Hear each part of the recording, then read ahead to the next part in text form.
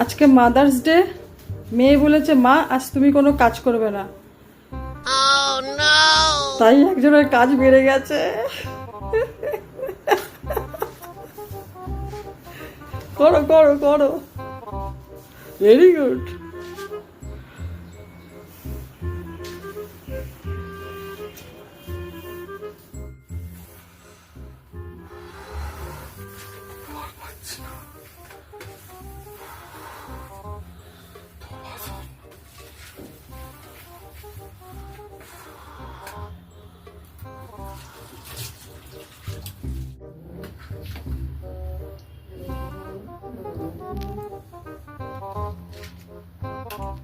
আবার রান্না করো, মাদার্স ডে, ফাদার খেটে মরো। কি করে